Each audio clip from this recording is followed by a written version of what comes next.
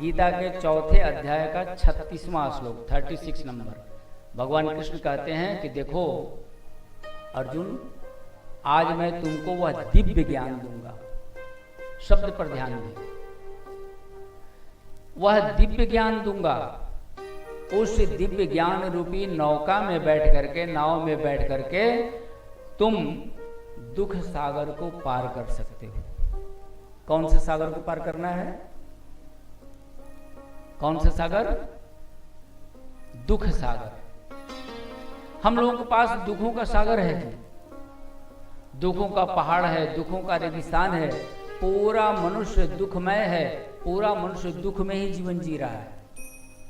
हर जगह दुख है, शोक है, संताप है, चिंता है, परेशानियां है, कष्ट है। क्यों?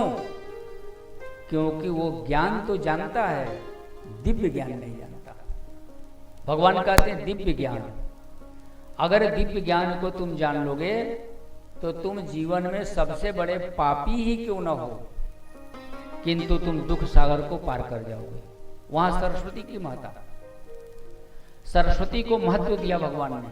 कृष्ण ने गीता में कहा और वही भगवान विष्णु ने नारद जी को समझाया। पापी से पापी व्यक्ति भी दिव्य ज्ञान धारण करके दुख को पार कर जाता है। पाप करना उसका अपना कर्म है, किंतु दुख से सुखी जीवन जीना, दुख को विस्मृत करके सुखी जीवन जीना उसके ज्ञान पर निर्भर करता है। अज्ञानी मनुष्य हमेशा दुखी ही रहता है। जिस समय ज्ञान हो जाएगा वो दुख सागर से पार हो जाएगा। भगवान यही कहते हैं कि तुम दुख रूपी नौका पे, ये ज्ञान रूपी नौका पे बैठ करके दुख सागर को पार कर सकते हो। और दुख एक तरह का नहीं है, दुख अनेक तरह का है।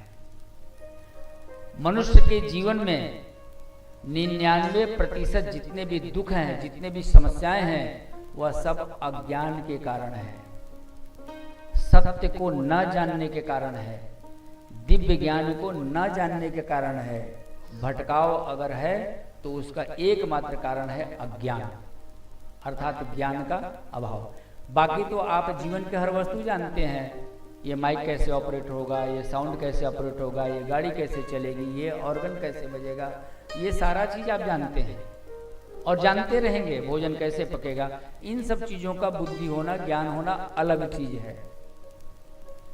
इन सब चीजों को जानना कोई ज्ञानी नहीं हो जाता। पुस्तक पढ़ने आ गया, ज्ञानी नहीं हो जाएंगे। पढ़ने लगेंगे, ज्ञानी नहीं हो जाएंगे।